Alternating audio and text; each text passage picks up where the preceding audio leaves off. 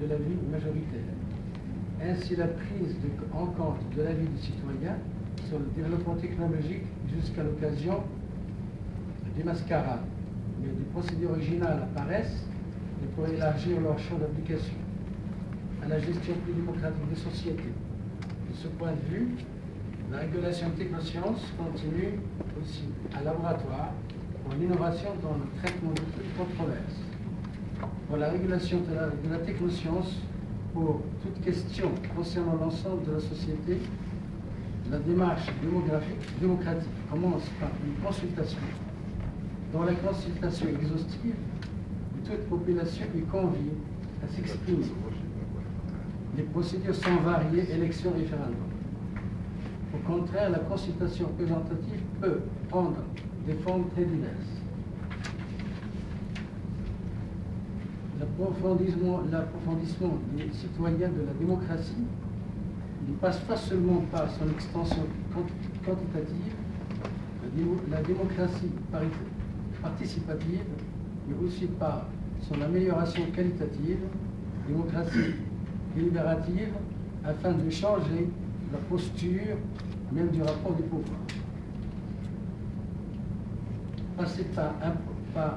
Passer d'un pouvoir conçu comme un droit de domination, pouvoir sur un pouvoir catalyseur, de création coopérative, pouvoir en effet intoxiquer du pouvoir comme il y a des intoxiqués de la richesse, et c'est sur cette difficulté-là qu'ont buté la plupart des tentatives alternatives du capitalisme.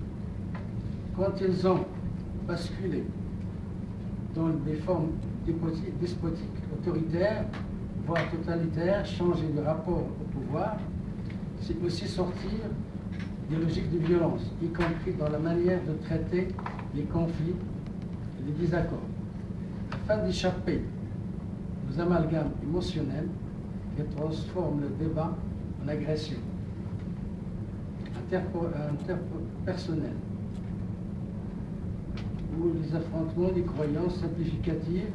Cette approche a conduit plusieurs mouvements de citoyenneté à adopter cette méthode dont on trouvera des éléments plus détaillés en consultant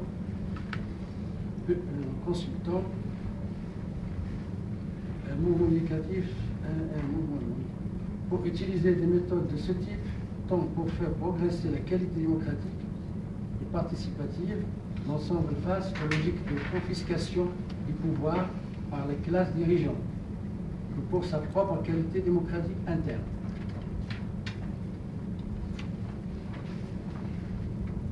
Ils ne perçoivent pas mieux l'unité du mouvement entre la petite association et la grande ONG.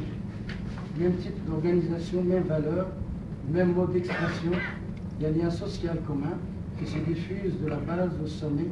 L'association n'a pas de frontières. Pour autant, le succès grandissant des mouvements sociaux suscite nombre d'interrogations. La première est celle du décalage entre les minorités actives et une participation qui hors événement exceptionnel, or loin d'être massive, entre l'image idyllique qui ressort de l'association et de la réalité de la participation. Il y a un large déficit que les associations ne parviennent pas à combler. En clair, les mouvements sociaux tardent à capter, à capitaliser, à organiser, à représenter le mouvement social dans toute son ampleur. Ce n'est certes pas nouveau, mais pour les associations hors d'emprise sur le terrain sociopolitique.